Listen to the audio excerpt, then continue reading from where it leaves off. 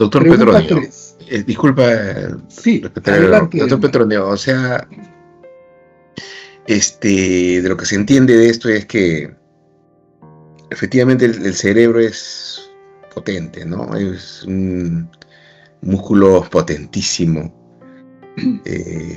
una creación divina, fundamental, única, extraordinaria, y en el que nos dice este científico que capta imágenes, barre, ¿no? O sea, porque usa un término de barrido, ¿no? Barrido, que a través de nuestros sentidos va tomando forma en nuestro cerebro, ¿no? Pero él, al final de todo esto, en su versión científica que él explica, ¿no?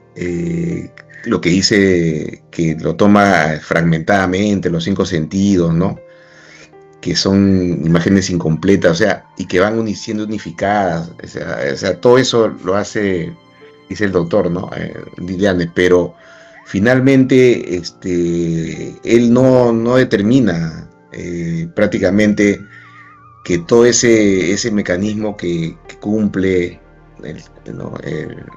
De unión, digamos así, de toda esa información, de lo que yo entiendo, lo que he entendido es él tampoco da una explicación completa de qué es lo que pasa finalmente con todo eso, ¿no? Cómo se manifiesta y por qué lo da. O sea, científicamente no lo explica, ¿no? Simplemente pone un nombre a ese conjunto de fragmentaciones, de mecanismos, todo lo que pasa con el cerebro. Toda esa sincronización simplemente lo une y le dice, oye, sí, este es el gran efector. Es lo que entiendo, ¿no, doctor? Y entonces, y eso, para nosotros como IES, de la parte holística que nosotros estamos proponiendo y que usted está proponiendo muchos años, es donde esa unión está fuera, ¿no? del cerebro, ¿no? O sea, que esa parte ya no es parte, sino es una forma de unión que no tiene una forma de explicarlo, algo, no sé si se llamarlo un significado explícito, algo así como usted lo menciona. ¿Eso es, doctor, así? A ver, yo le voy a explicar cómo es que nosotros vemos cosas. Tenemos 12 pares de nervios, cada uno de ellos va a cumplir una función. Entonces, por ejemplo, el ocular, ¿no? Tenemos 2 ojos y tiene que salir. Nosotros vemos las imágenes al revés. El cerebro las pone al derecho, así como estamos viéndonos nosotros cara a cara, pero realmente lo procesa. Y así es medio fragmentado. Y el cerebro, adentro ya de mi visión, voltea la imagen, que es la que yo estoy viendo. A eso es lo que se refiere el doctor.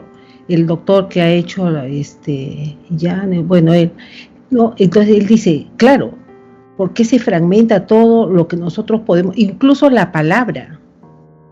Y adentro en el cerebro es que se arma la palabra para que uno pueda formar las letras y pueda decir qué es lo que va a decir.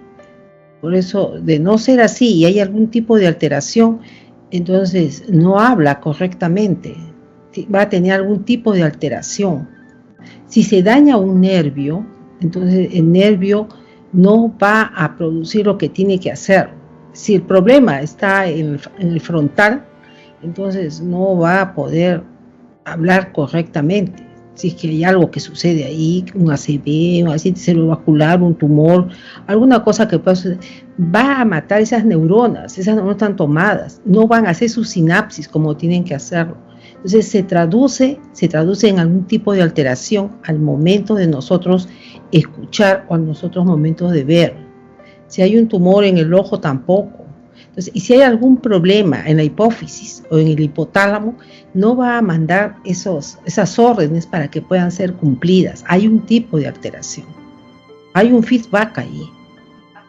No, es una orden. Entonces, acá el cortisol, que viene a ser la hormona del que estamos todos tan apurados en hacer las cosas y se producen en horas de la madrugada. Entonces aumenta el estrés, también aumenta en demasía. Hay una serie de alteraciones que van a tener que pasar, pero son solamente emisiones, o sea, es algo que le dice tienes que hacer algo, pero no es plausible verlo. Por eso de esa manera es como estudiamos. Muchos han podido, los primeros fisiólogos, los primeros anatomopatólogos, los patólogos, han podido decir qué cosa existe ahí. Y los demás han tenido que estudiarlo en el laboratorio. Pero no sabemos cómo se forma. Nosotros somos una máquina casi perfecta. Hay muchas cosas que, ¿dónde las vamos a sacar? Nosotros somos los que pensamos, los que creamos. Entonces, y eso, ¿por qué? Los demás caminan también. Tenemos animales que caminan, pero somos una especie única. No nos podemos parecer a los demás, si no los demás serían iguales a nosotros, y no es así. Pero si hay algo que se puede descomponer es cuando nosotros recién podemos estudiar. Pero de no ser así, no, es difícil. O sea, el científico se puede estudiar, pero ir un poco más allá a veces no se puede, porque dice, no, en eso nomás me voy a centrar, pero no es eso. Uno tiene que abrir su mente y decir, no es así. Nosotros sabemos lo que estamos pendientes. Quiere decir que los que hacemos medicina, ¿no? Los que hacemos prácticamente una medicina práctica, no una medicina de escritorio, entonces somos diferentes, porque vemos realmente al paciente, vemos al hombre, ¿no? Y vemos su comportamiento. Ahora, es muy diferente cuando tiene algún problema en el cerebro, ¿no? Por eso los neurólogos, los neurocirujanos, cuando observan y a veces dicen, ¿y qué voy a encontrar? ¿Y cómo va a quedar el paciente? Es su preocupación de ellos. Bueno, después nos los dan a nosotros, pero vamos al hecho de que, ¿y cómo es? Es una cosa diferente. Por eso tienen que creer en alguien, que hay alguien superior que guíe su mano para saber qué van a hacer, qué van a encontrar. Es difícil, no crean que es fácil.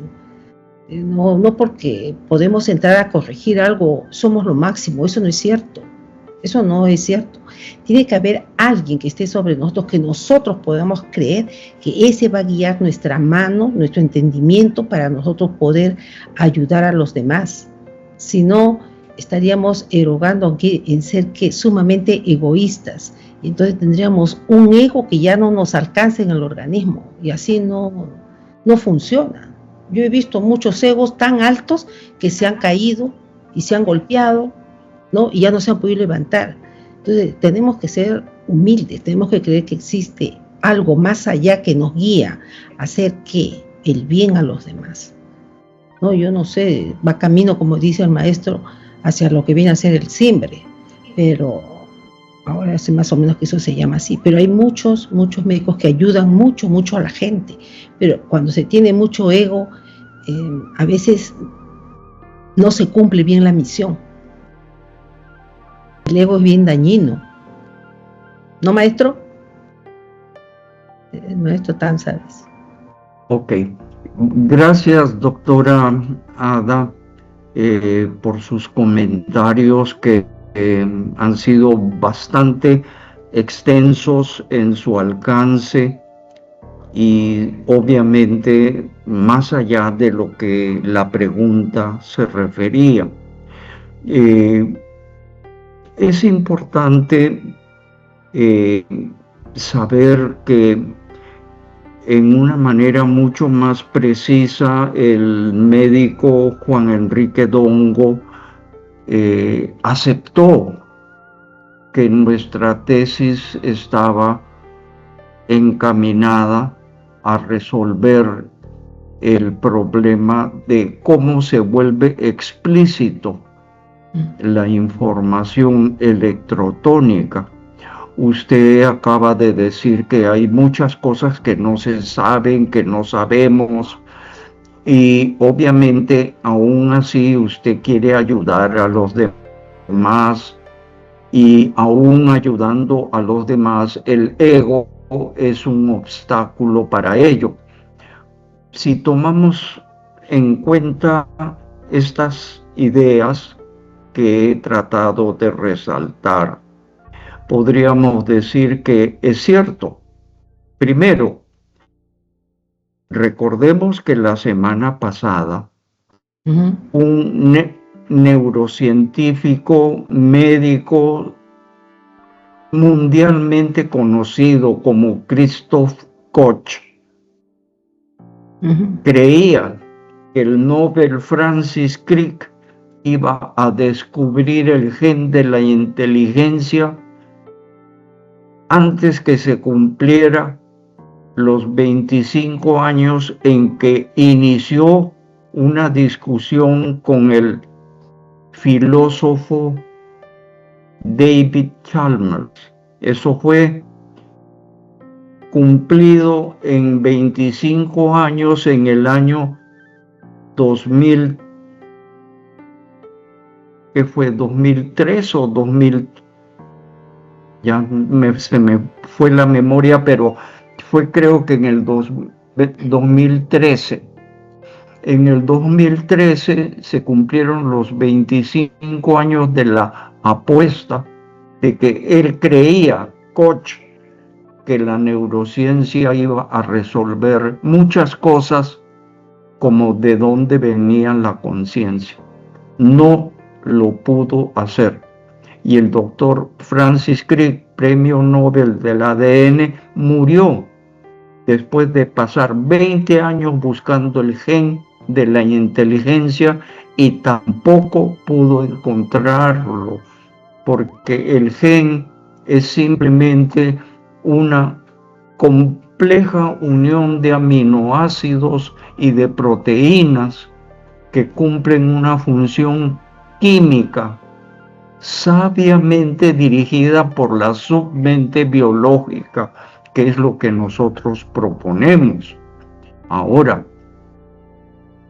todo esto en realidad se sale del marco de la pregunta. Lo único que Ginás logró con su teoría es lo que Marco Antonio ha tratado de decirnos. El doctor Ginás resuelve el problema de la unión perceptiva en el cerebro y establece que no está en el cerebro la entidad que le da significado explícito a esta unión. Ahora, usted en su discurso, doctora Ada, ha hablado como me parece que cualquier médico convencionalmente formado por las escuelas de medicina asume que el cerebro contiene la mente, pero que nadie sabe cómo explicarlo, pero que está en el cerebro la mente, y que para eso es que tenemos que ayudar a los demás, pero que el ego se opone muchas veces. Estamos de acuerdo que hay que ayudar a los demás, estamos de acuerdo con que el ego se opone, pero lo que no estamos de acuerdo es que la medicina actual se enseña de una manera total y correcta en cuanto se refiere a que el cerebro contiene la mente. En eso ya hemos hablado todo a lo largo del diplomado. No hay ninguna ley física que diga que algo que no es físico como la conciencia se pueda producir. No hay una sola ley física derivada en la genética o en la biología o en la medicina o dentro de eso en el capítulo de la neurociencia.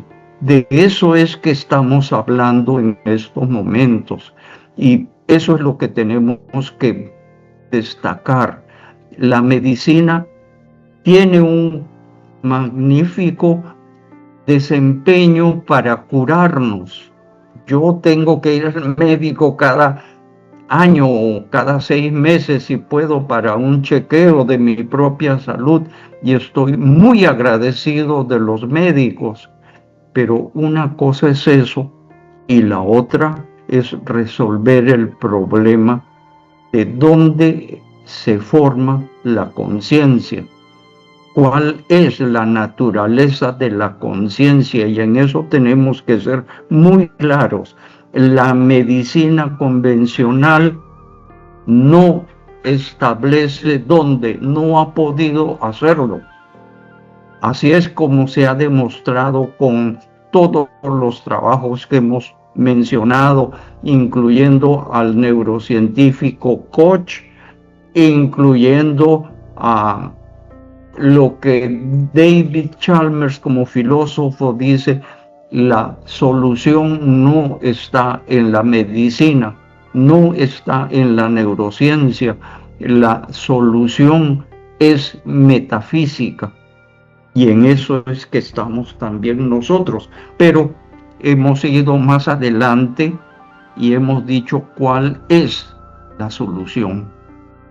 Chalmers dice que la solución tiene que ser metafísica, pero ahí se queda, no dice nada más. Y en eso está el mundo convencional, buscando eso, y no lo ha podido encontrar. Queremos que haya total claridad en cuanto a eso, y yo agradezco mucho a la doctora Ada que nos haya dado esta oportunidad para aclarar eso, porque yo mañana me voy donde mi médico tratante de cabecera, y él obviamente no tiene por qué hacerse cargo del problema de dónde está la conciencia. Él simplemente usa su conciencia, él simplemente usa la conciencia de todos los libros y tratados y de inteligencia artificial, y él procede. Hasta allí me está ayudando a mi salud, y eso es lo que hace la doctora Ada cuando trata a sus pacientes también. Pero una cosa es una cosa y la otra es otra cosa. Y la cosa que estamos haciendo es saber cuál es, dónde y cómo se une el problema de la unión perceptiva, y cómo pasa de ser una unión implícita, sin significado, que es patrimonio del cerebro, a ser una unión explícita con significado semántico, y que uno de los científicos de avanzada, que es Rodolfo Ginás, dice es en el gran efector. Y como bien lo comprendió Marco Antonio, el doctor Ginás se quedó allí y no dice nada más, no dice dónde, cómo funciona el gran efector, y nosotros lo hemos desarrollado esta noche con una propuesta inédita. Es lo que queremos hacer, y yo agradezco nuevamente a la doctora Ada Marina que nos ha dado la oportunidad de poder explicar esto. Disculpen si es que todo este problema se vuelve demasiado largo, pero no ha sido la intención.